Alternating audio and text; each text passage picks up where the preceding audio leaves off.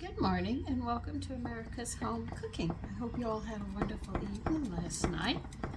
Today is a no cooking day. We got leftovers today, so everybody's gonna have something different that I've had left over for the week. And we're gonna finish up on all of that. And what I'm doing right now is I've got my mushroom coffee going and I am gonna be feeding my yeast. So I figured we could chat. About what? Oh, heaven knows. I never know.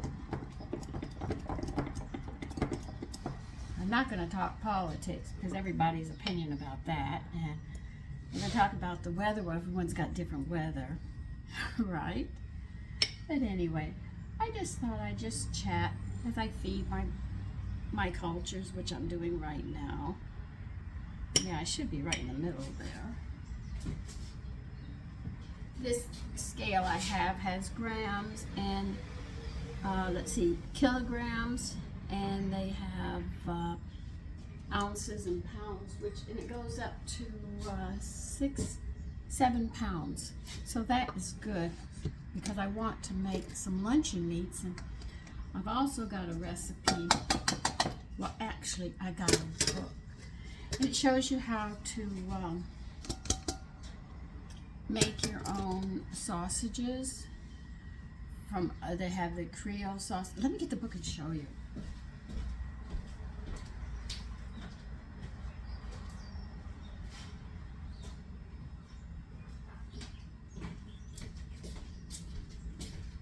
It's home production of quality meats and sausages.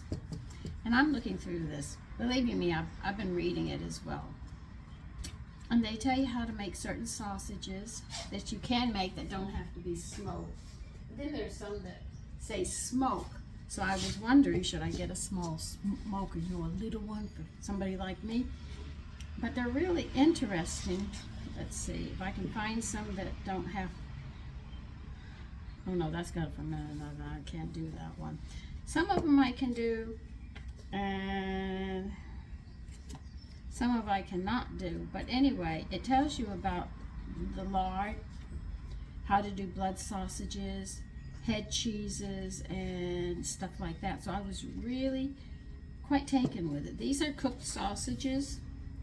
It shows you how to make a bacon sausage, and you store this one in the refrigerator. Listen to how they make bacon sausage. This is interesting. You're going to put beef, pork, and bacon together, right? Then you use salt, pepper, sugar, garlic, paprika, coriander, ginger, and water. Would you guess some of these things that are in this? Now, this one is a Chinese sausage. The meat they use is pork, but then they add soy sauce, sugar, monosodium glutamate, which is salt, cinnamon, rice wine, pepper, garlic, and cold water. I mean, it's just a lot in this book, which is really interesting. And then they tell you other things in here. I'm trying to find the sausages that I was reading that I could do. Let's see. Oh, this one goes in a smoker because this one is wild boar sausage.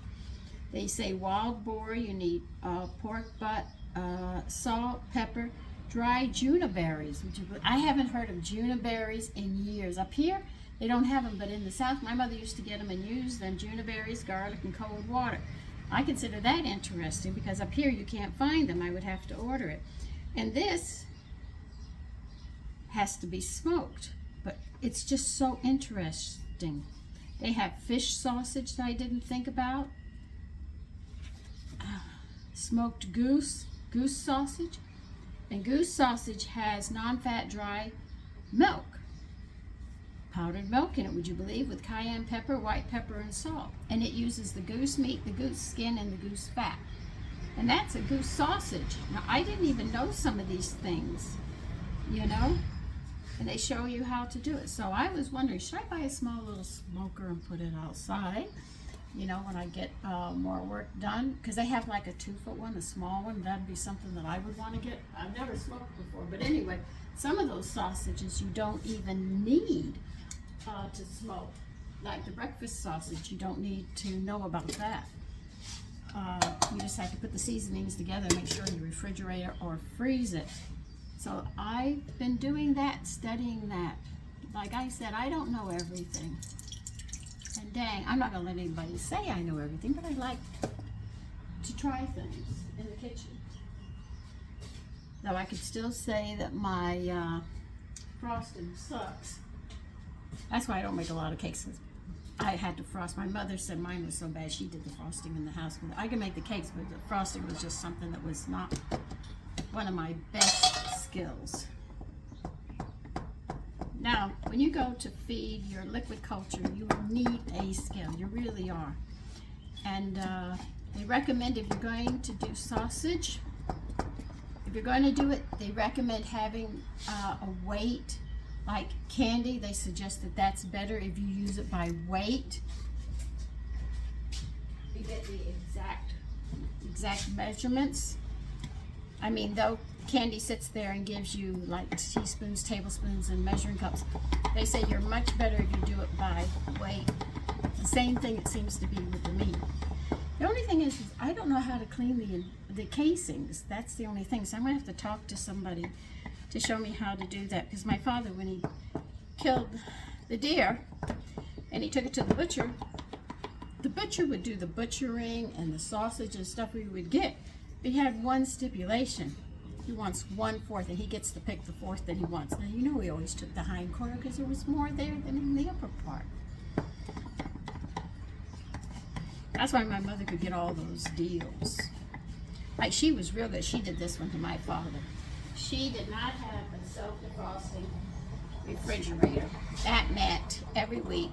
Oh, my coffee's done. Hold on. Well, it's almost done. And what she did, and she hated cleaning it. It was an all-day thing. She had to sit in front of it, put hot pots.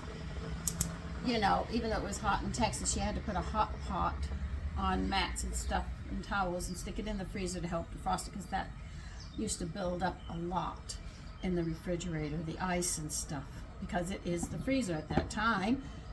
Didn't have self-defrosting. We're in a small town, so you have to realize. You say, oh, we've had it all this time, but if you're in a small town, you don't always get what the city used to have at that time, so there was always a backlog, if you want to call it that.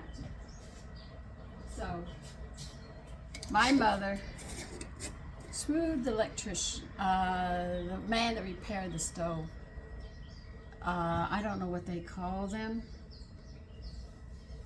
And she said, look, she invited him to the house. I'll tell you what she did.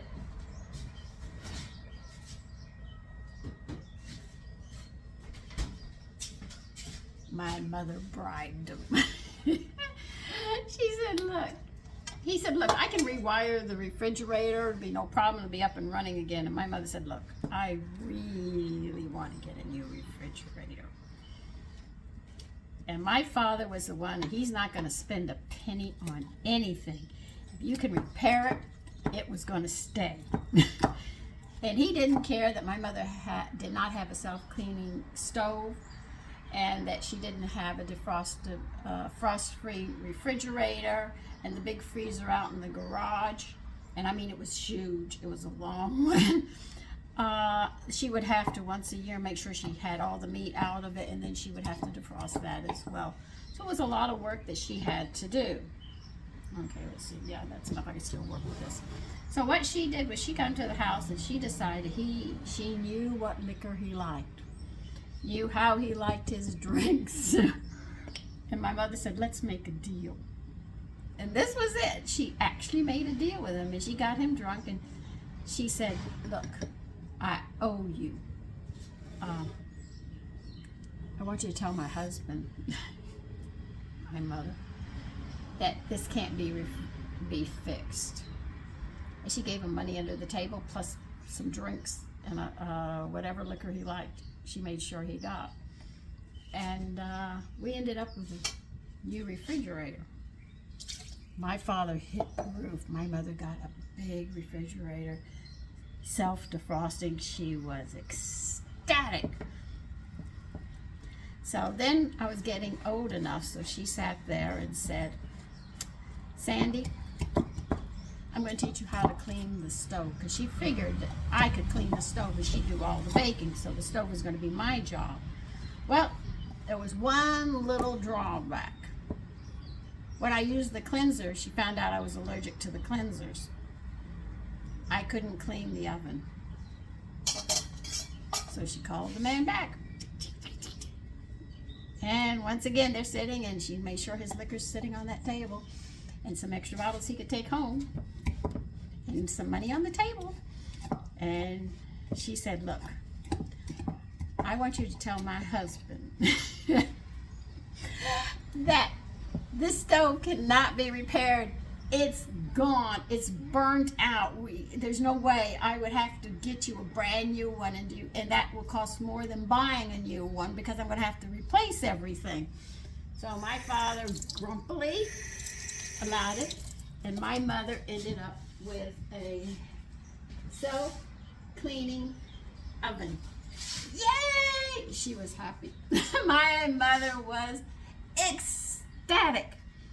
Now, my father is a penny pincher. I mean, he pinches penny. He will sit on money, and he won't spend it for shit. That's my father.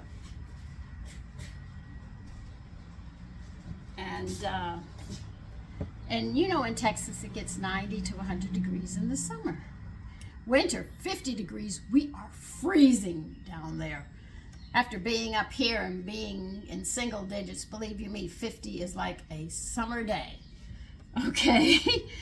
I know it now. When I first came up here, man, you couldn't crowbar me away from the heater. I was cold all the time because my body was not climatized to the weather up here. But when it gets real hot, I could deal with it. I just have to be more quiet, because when it gets that hot, you can't go around working and everything else. You stay quiet till the coolness of the evening. And my father, he worked all day in the heat of the day in a store that was air conditioned. So by the time he came home, the temperature was dropping. But my mother was in the kitchen laboring with the stove and everything else, and washing clothes and in that heat. So she was burning a lot of electricity in the house, and on a 90-degree day, believe you me, that kitchen's a lot hotter. You can have all the windows open you want. You're going to feel the heat till the evening sets. So my mother said that she wanted an air conditioner. She told my father, I want air conditioning in this house. And he said, no, you can use fans. Of course, remember, he's at the store. His truck has air conditioning. The store is air conditioned, but private home, a lot of the private homes didn't have air conditioning. That's why we knew what everybody was having. And school wasn't air conditioned either, so we were all dealing with the heat. And, well, all of a sudden, as I got older, I started developing pus pockets in my hair. And remember, my hair is down to my knees. I have very long hair. My mother would braid it up and everything else. But they found me with a lot of severe quarter-sized pus pockets all over my head and my neck, because the hair would be down on my neck as well. And the doctor was checking me, and he said that I am allergic to the heat. So that meant during the school time, when it got real hot, those 2 hours when you hit the peak heating time, I had to be in the nurse's office, because that was the only air conditioning, was the nurse's office. And that's where I would have to stay for a couple of hours. So my mother was tickled pink. She came home with the doctor's report. And my father hit the roof, and he wanted to know, was there any medication you could give me to counteract this heat that I was reacting to? The doctor said no, and at that time they didn't have anything. The only thing was to do was they had to keep me cool during the heat of the day.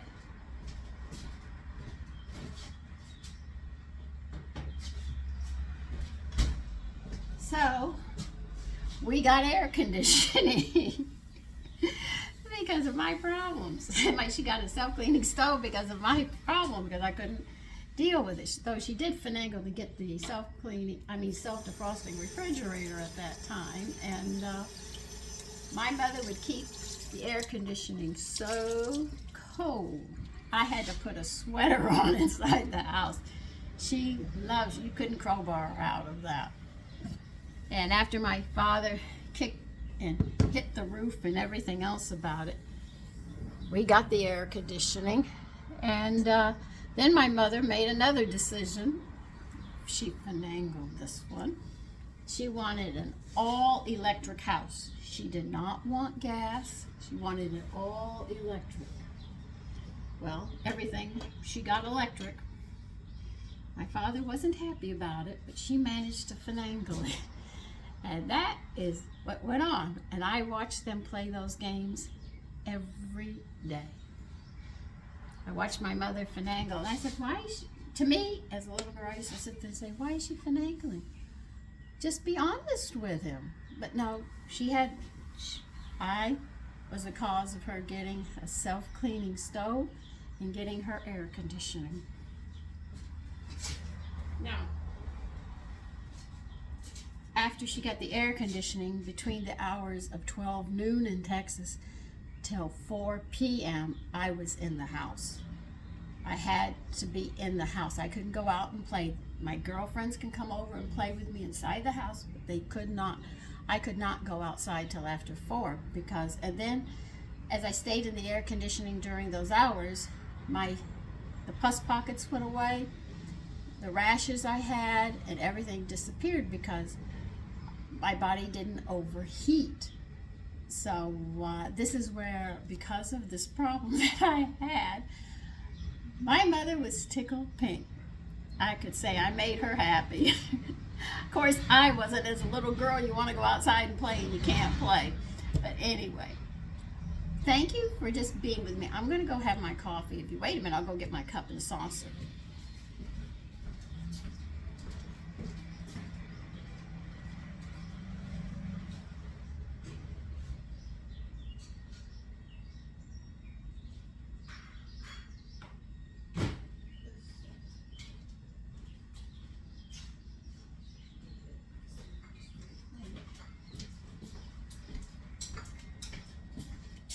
Thank you for waiting. So the fiascos of parents. I used to watch it all the time. And I swore to myself, when I got married, I was not going to lie to my husband or finagle anything that I wanted. One time there was a piece of jewelry that I wanted. I wanted it really, really badly.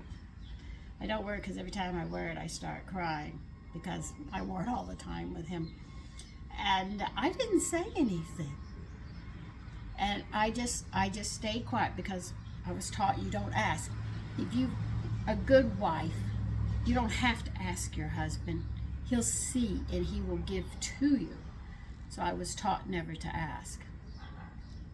Well, the day he said here and he gave it to me, I jumped up and down and told him, thank you, thank you, thank you. Oh, I've wanted it for so long. He said, you what? I said, I wanted it for so long. He said, why didn't you tell me? I said, because I'm not supposed to ask. I have to earn it. And when he got it for me, he found out. He said, you can ask me for anything. And I said, no, I'm not going to ask you for anything. I wouldn't ask him. And he would come in with surprises for me all the time. That's why I said I am lucky. He chose me. But anyway, the craziness that we go through. But I did promise myself that I would never sit there and do that to my husband. I would never do that, not even with my boyfriends. I wouldn't lie. And I'm going to tell you something. For telling the truth, my backside got whipped more for telling the truth. I almost thought about lying, but I said, no, I'm not going to start. I'm not going to manipulate. But for telling the truth, you get whipped just as much as if you're lying. Anyway, listen, take care and have a lovely day. Bye-bye.